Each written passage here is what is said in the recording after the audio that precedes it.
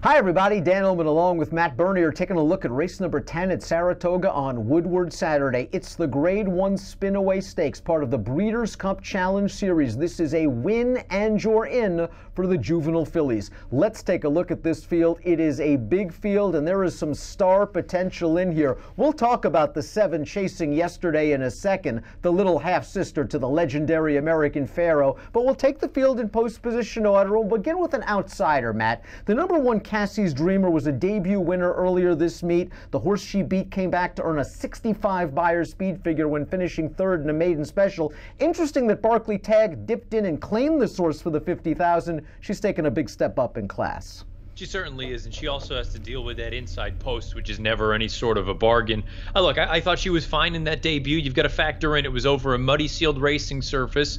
It was in against maiden 50 levels, so you obviously are going to be taking a hike here. You brought up that runner-up, though. She came back and Beyered respectively with respectively, I should say, with a 65. The concern now is, boy, that inside post, and it gets much, much better. Barclay Tagg does do good work. Limited data here, and with our formulator fact, past few years with last out maiden winners on the dirt. He is a 20% winner, as we see, $4.92 return on investment. That's the formulator fact on the number 1, Cassie's Dreamer. We'll move on to the number 2, Baby Nina. This is Cassie's Dreamer's ex-stablemate, and she's already a stakes winner. She won her maiden by open lengths last time out against fellow Ohio breds. The 3rd place finisher came back to win the Ta-da stakes with a 52 Beyer. She's a full to a 3-time stakes winner, a half to another multiple stakes winner. Both of those horses Ohio breds. Baby Nina goes out for the Luch folks. They're taking a shot. She needs to improve from a Beyer standpoint.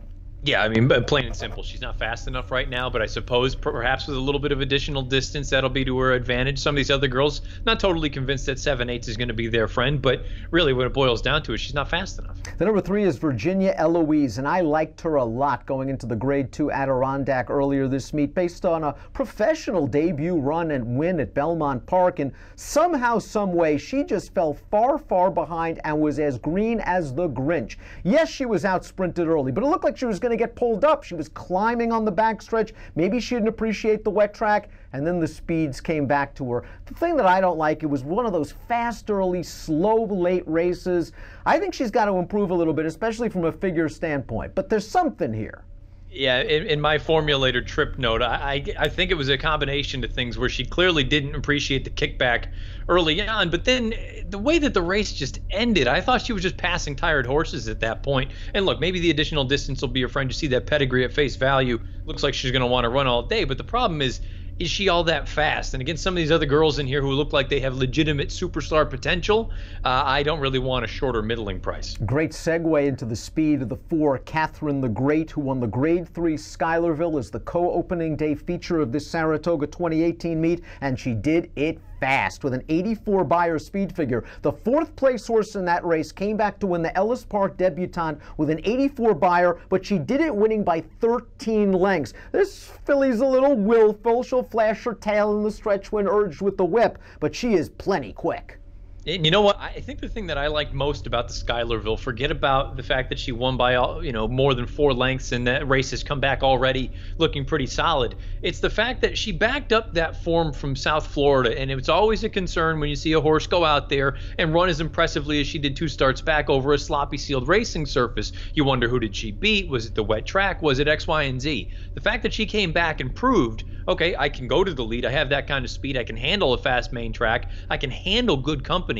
I think, look, Catherine the Great, she's that kind of horse where, as likely the second choice in this race, if you like her, you might be getting a pretty square number on her. 7-2 on David Aragona's morning line. Also exiting the Schuylervilles, the number 5, Nona Madeline, going out for Todd Pletcher and John Velasquez. This is a half to the Grade 2 stakes winning 2-year-old Nona Mella, and I thought she ran quite well against Catherine the Great in the Schuylerville, considering it was one of those off slow, rushed into a hot pace, and then stayed on pretty gamely to finish second. She also improved her Beyer 14 points. I think she could maybe sit in the second flight here. I wonder if she's got a little bit more upside potential down the road than Catherine the Great as sort of a 3-year-old. Yeah, it's entirely possible, and I think this additional distance is going to work to her advantage, where, again, maybe some of the other girls, it won't. I suppose the thing that I'm a little bit concerned with so far about Nona Madeline, and really it's been sort of just a thing for the Pletcher barn with the 2-year-olds throughout the course of the Saratoga meeting. She hasn't broke alertly in either one of her 2 starts, and I don't think she can afford to have a slow start and then try to come and run down some of these big girls. The only filly in the race with a prior win at 7 furlongs is the number 6, Sipican Harbor, who ran away and hid from a field of off-the-turf maidens back on August the 12th. She won by 17 lengths while on the lead. Now, I thought that day was one of the most intensely speed-favoring tracks at Saratoga all year, and that she took advantage. But she got a fig that's somewhat comparable to some of the big names in this race. The question is, can she deal with more pace heat? Yeah, and really that is kind of the question. And can she deal with better horses? And was she carried by that racing surface that you alluded to? Because she looked very good out there. But if you think that the track was intensely speed friendly, which I believe Timeform US has that color coded, meaning that it was very, very fast and speed friendly, maybe you want to take that number in that race with a grain of salt. She is bred for the dirt a little bit. She's a half to bodacious babe. And you can see that the orbs, it seems like they're probably better on turf, but they do want to run all day. Look, I wouldn't be afraid of using her underneath. I don't know if she can win, but I would definitely use her 3rd or 4th at a big number. All eyes on the number 7, Chasing Yesterday, daughter of the all-world stallion Tappet, perhaps more importantly, a half-sister to Grand Slam winner American Pharaoh, and this filly was the bee's knees in her debut. She was bet down to odds on. She ran like it. She stalked the pace. She took over. She went on to win impressively. Great outside post position. Mike Smith, Bob Baffert, of course, won the personal ensign last week with Abel Tasman. It looks like they've got another good filly here. Yeah, and you know what? I think this would be one of those instances, if you didn't know or you took the pedigree out of it and you just looked at what she did in her career debut at 5.5, who she beat, how that race has come back, you would say, you know what? This is a pretty darn good filly. And then you look and you see she's by Tappet, and then you look and see that she's the little sister to American Pharaoh, the little half-sister.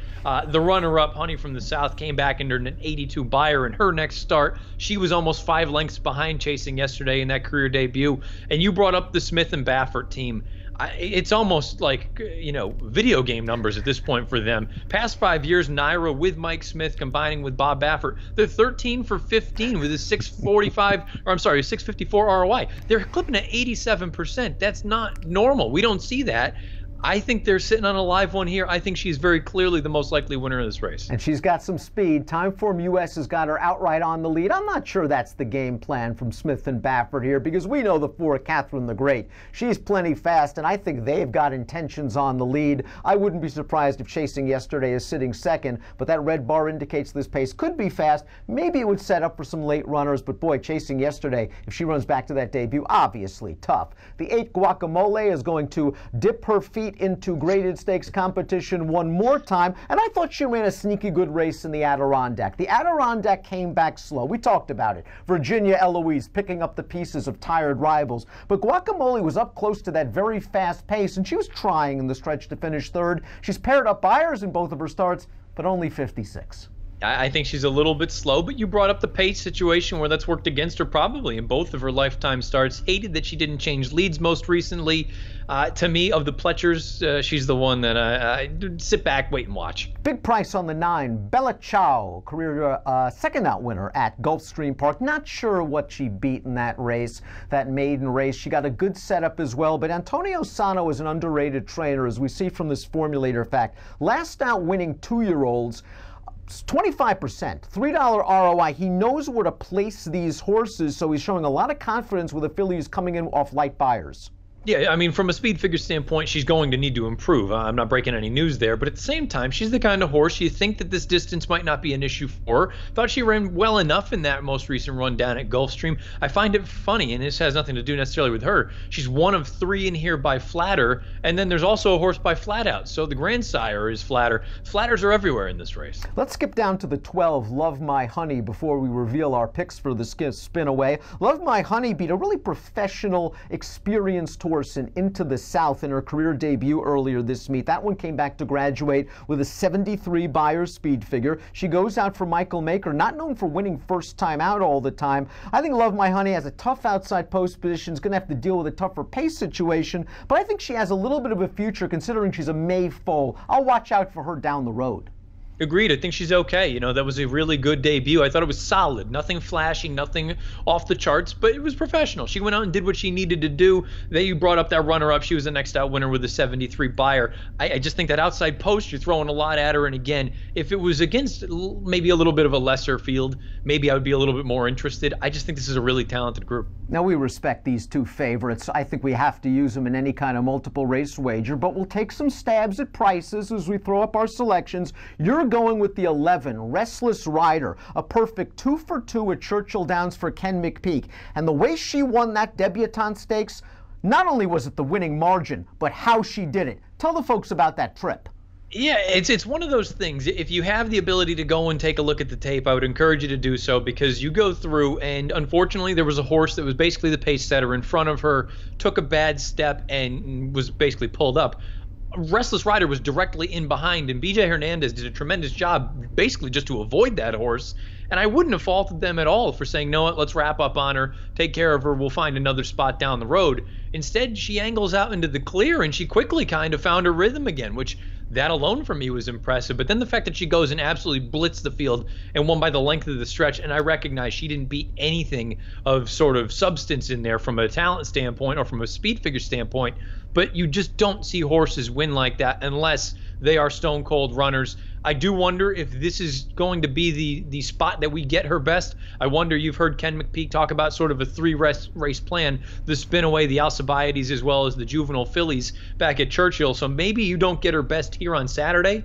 But I think of all the horses in here, I think Chasing Yesterday is the most likely winner. I respect Catherine the Great. I think Restless Rider might be a decent playable price in that 9-2, 5-1 range, and I don't know how far back she is from a talent standpoint. You've got to respect 2-year-olds and really upgrade any that overcome adversity. Most of them are speedballs that win when in the clear and out there on the lead. This filly's got some quality, and I think this outside post might actually work well for her with the speeds to her inside. Reflect's going to probably have to come from well off the back of the pack. I realize she's a big price for Keith DeZormo, not known for winning first time out, but he got Reflect ready to win, going 5 furlongs at Santa Anita. Then last time out, off a little bit of a layoff in the Grade 2 Sorrento, Ken DeZormo tried to get her down towards the inside from a relatively outside post position, and then the next thing you know, they hit the turn, and it was time to go, and she tried to go, and Bellafine, who's pretty good running in the Del Mar debutante on Saturday, ran away from her. I think she's okay. If you recall, DeZormo won the Saratoga Special with Exaggerator, with a 2-year-old going second off a similar layoff a couple of years ago. This horse is going to be a big price. If you believe that Sorrento fig, she's not far away, and she's going to get some pace to run at. Maybe not the most likely of winners, but a horse you could use underneath at the very least. Yeah, and you're going to be going second off the bench here for DeSormo. Usually that's a pretty solid move. I like this horse. I thought her career debut was very, very solid, and I thought she did some decent things in that Sorrento, and I'm not going to hold it against her that Bellafina and Del Mar May and Bougie Girl, they all sort of started putting lengths on her down the lane. I think she moves forward here second off the bench, and to be honest with you, I think it's a very shrewd move from DeSormo to ship her out to New York, because realistically, that race down in Southern California, it may not be nearly as large field size, but from a quality standpoint, you're looking at arguably 3 of the best 2-year-olds that we have, male or female. So the fact that you ship to New York, you're still catching some good ones, but maybe you've got a better opportunity to hit the board or threaten for the win in New York than you do at Del Mar on Saturday. I'd have a better feeling if Kent D was here instead of riding Sophie P, a longer priced horse than the maybe at Del Mar on Saturday. But we'll get a price on Reflect. Give me numbers. 11, 7, 4, and 6. I like Restless Rider, but all full disclosure, I think Chasing Yesterday is going to be an absolute bear in this spot. 10, 7, 4, 6 for me. I agree with Matt. Chasing Yesterday, way the horse to beat, and Catherine the Great's pretty good as well. It's the Grade 1 Spinaway. It's race number 10 at Saratoga. It's part of the Breeders' Cup Challenge Series. It's a win and you're in for the Breeders' Cup Juvenile Fillies, and you can catch Matt and all the gang on NBCSN on Saturday afternoon, beginning at 5:30 Eastern. Best of luck.